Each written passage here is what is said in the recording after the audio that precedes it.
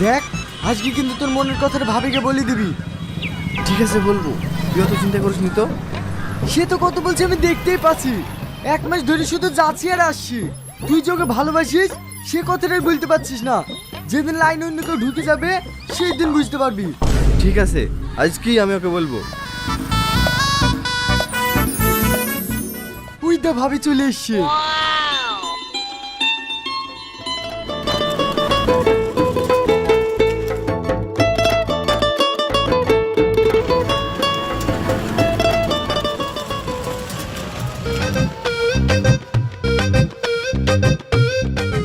ভাবির পাশে বস, পাশে বস। ঠিক আছে।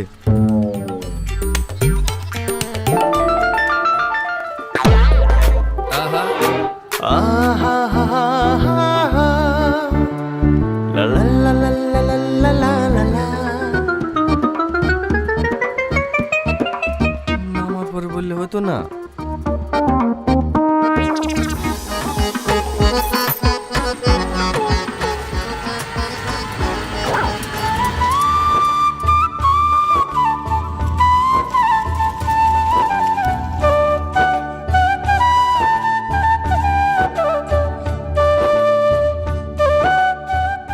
যা এবার বলি দে। কি হলো, যা। আপনার সঙ্গে একটু কথা ছিল। হ্যাঁ বলুন। আপনি নার্স? হ্যাঁ। তুই ওকে ভালোবাসিস সেটা বল। কি হলো? ব্যথা, বুকে বড্ড ব্যথা। এটাই তো আপনাকে বলবো বলছিলাম। ঠিক আছে, আপনি নার্সিং হোমে আসুন, আমি আপনাকে ওষুধ দিয়ে দিচ্ছি। না না, আজকে লাগবে না, অন্যদিন আসবো। আচ্ছা ঠিক আছে। শালা তুই আর আমাকে ডাকিস কোনোদিন, তারপরে বুঝবি। ভাই আমার রাগ করছিস কেন? আমি তোকে বলতেই যাচ্ছিলাম, কিন্তু হার ছিল তো, আমি কি করব? তোর দ্বারা কিচ্ছু হবে না। ঠিক আছে, আমি তোকে কথা দিচ্ছি, কালকে আমি বলবোই। কিরে তুই একা কাজে আসছি, আগুন কই? ও একটা কাজে গিয়েছে, আসতে একটু দেরি হবে। ও রোজ রোজ কি এমন কাজ করে যে আসতে এত দেরি হয়? ওকে তুই ভালো করে বলে দিবি, এইভাবে দোকানে কাজ আসলে আমি আর ওকে কাজে নেব না। এরকম কাজের লোক আমার দরকার নাই। ঠিক আছে।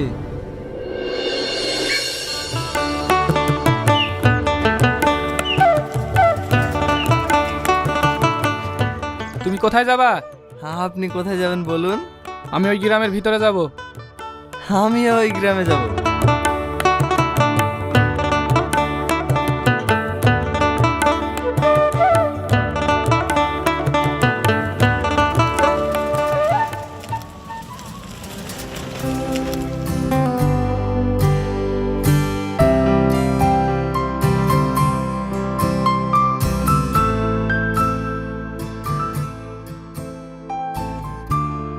তুমি কোথায় নামবা? আমি যেখান থেকে উঠেছিলাম আপনি সেখানেই রেখে আসেন। আমি তোমাকে কদিন থেকে লক্ষ্য করছি, তুমি আমার টুকটুকিতে যাচ্ছ আবার ফিরে আসছো, কোনো জায়গায় নামছও না, কোনো কাজও করছো না, ব্যাপারটা কি? আসলে ব্যাপারটা হচ্ছে, আপনার গাড়িতে যে মেয়েটা রোজ রোজ যায় না, ওই মেয়েটাকে আমি ভীষণ ভালোবাসি। মেয়েটা জানে? না, আমি এখনো বলতেই পারিনি। তবে আপনি আমার একটা কাজ করে দেবেন? কি কাজ? আমি যে ওই মেয়েটিকে ভালোবাসি এই কথাটা আপনি ওকে বলে দেবেন। হ্যাঁ, আমি আপনাকে 500 টাকা দেবো, আর একদিন রেস্টুরেন্টে গিয়ে বিরিয়ানি খাওয়াবো। আচ্ছা ঠিক আছে, তুমি ওই মেয়েটার সাথে কথা বলতে চাও তো? হ্যাঁ। আমার সাথে এসো। কোথায়? ওই মেয়েটার বাড়ি। আপনি পাগল হয়েছেন? ওর বাবা মা যদি কিছু বলে? কিছু বলবে না। আপনি এমন ভাব নিচ্ছেন মনে হচ্ছে আপনি ওর আব্বা। হ্যাঁ তুমি ঠিকই ধরেছো, আমি ওর আব্বা। আহ? আমি বাড়ি যাব। কেন? যেটা বলতে এসেছিলে সেটা বলবে না? আসো।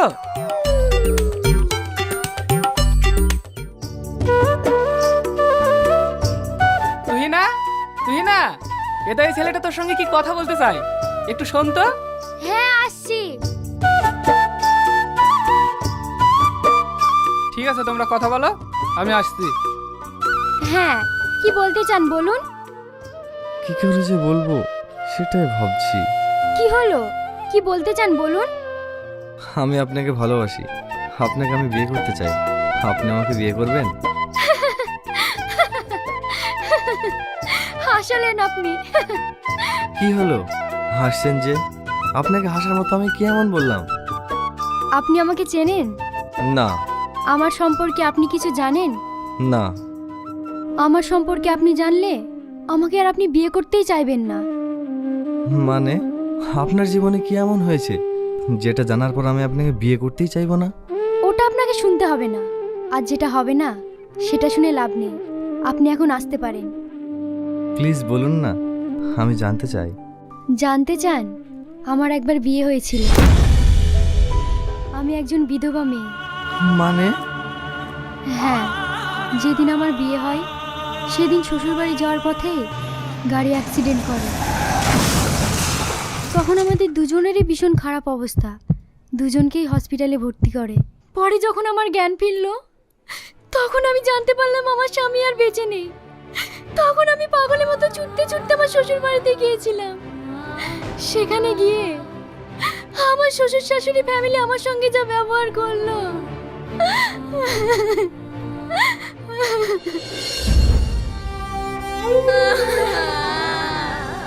আমার কি হলো গো? আমার সব শেষ হয়ে গেল গো।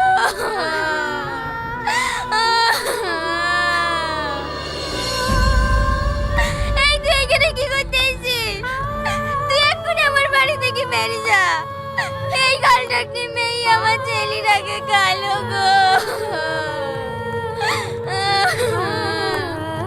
আমি আগে যদি জানতাম এইরকম গুলোখানি অপয়া মেয়ে, তাহলে আমার ছেলের সাথে কোনোদিনই বিয়ে দিতাম না গো। ওই মেয়ে আমার ছেলেটাকে খেয়ে নিল গো। এই তুই বেরিয়ে যা, বেরিয়ে যা আমার বাড়ি থেকে।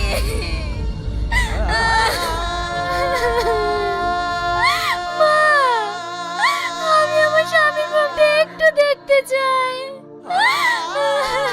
কে তোর স্বামী? এইখানে তোর কোনো স্বামী নাই। তুই একটা রাক্ষসী, তুই মানুষ না। তুই আমার ছেলের জীবনটা কেড়ে নিয়েছিস। তুই এক্ষুনি বেরিয়ে যা, তুই বেরিয়ে যা আমার বাড়ি থেকে।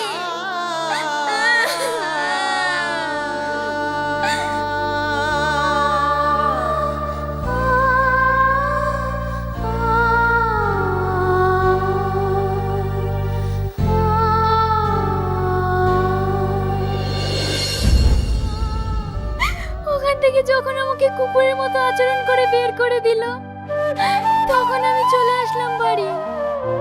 বাড়িতে এসে নিজেকে জেলখানার আসামিদের মতো বন্দি করে রাখলাম। আমাকে নিয়ে আমার বাবা মা ভীষণ চিন্তিত হয়ে পড়ল।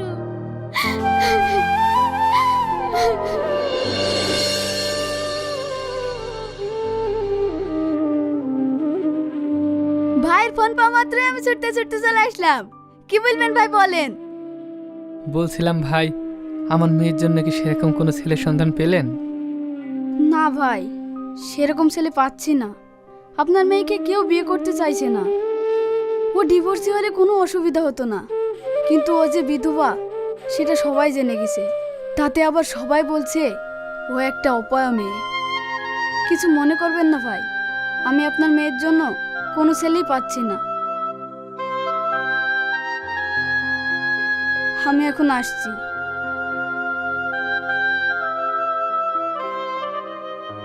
তোমরা কেন আমার জন্য বারবার ছেলে দেখছো?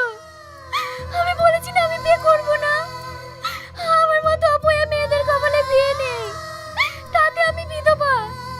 তোমরা আমাকে কোনোদিন বিয়ের কথা বলবে না। যদি তোমাদের মনে হয় আমি তোমাদের কাছে বোঝা হয়ে গেছি, তাহলে অল্প একটু বিষ খাবারের সঙ্গে মিশিয়ে দিও, আমি খেয়ে মরে যাব।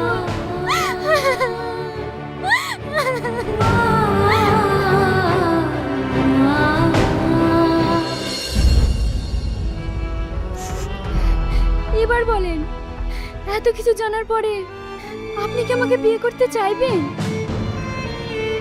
কি হলো, কথা বলছেন না যে? এইগুলো শোনার পরে বিয়ের ভূত মাথা থেকে নেমে গেল?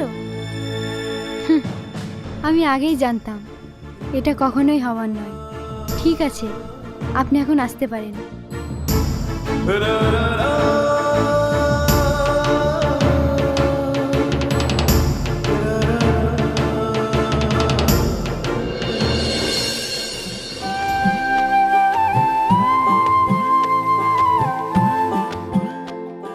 ওগো শুনছো, তোমার ছেলে কি বলছে জানো?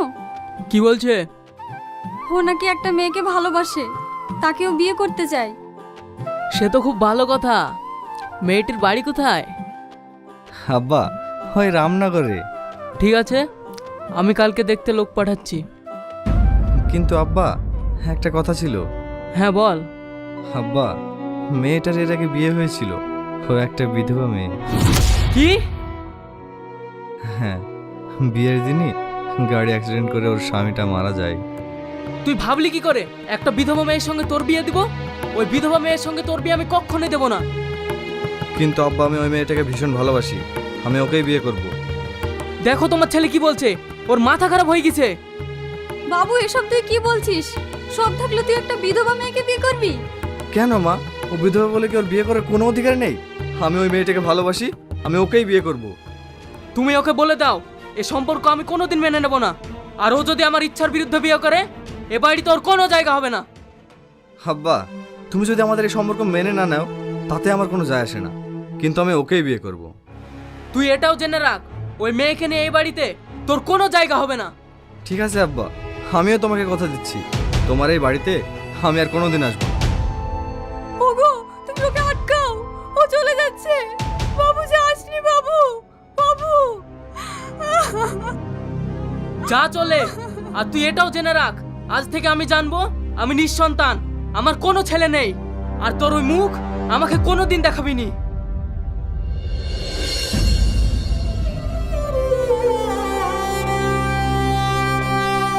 কি ব্যাপার, তুমি এখানে?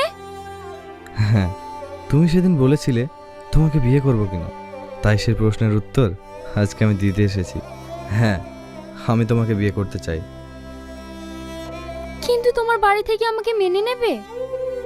না, তার জন্য আমি বাড়ি ঘর ছেড়ে চলে এসেছি। তুমি আমায় বিয়ে করবে?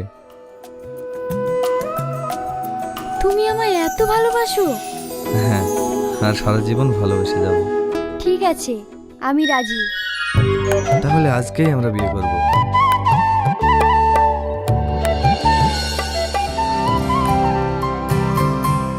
ভাবি, এ দেখো তোমাদের সব বাজার থাকলো, আর যদি কোনো কিছু দরকার হয় আমাকে ফোন করবে।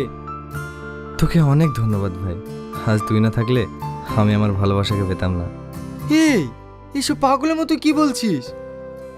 তোকে একটা কথা বলবো, এই দুনিয়াতে তুই ছাড়া আমার কেউ নাই রে। ছোটবেলায় মা বাবাকে হারিয়েছি, সেই থেকে তোকে বড় ভাই হিসেবে মানি। তোর মতো একটা বড় ভাই পেয়ে আজ আমি ভীষণ খুশি রে। এই, তুমি কাঁদছো কেন? কি বললো আমি কাঁদছি? আজকে আমার খুশিতে বুকটা ভরে যাচ্ছে। ঠিক আছে, তুই কাজে আয়, আমি চলে গেলাম।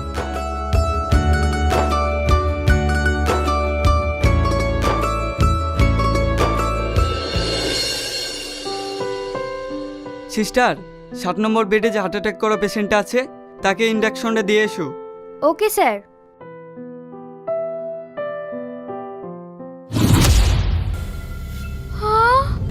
এ তো আগুনের আব্বা, এর ছবি তো আগুন আমাকে দেখিয়েছিল।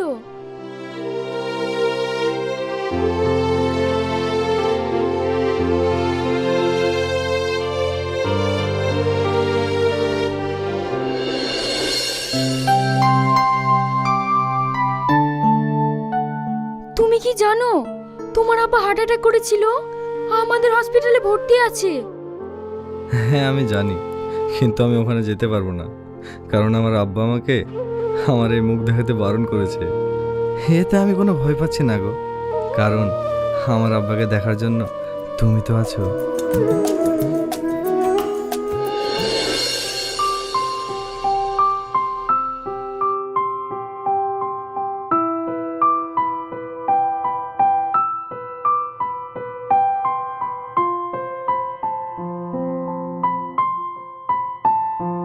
हेलो বন্ধুরা তুমি কেমন আছো? এখানে চলে এলাম আমি।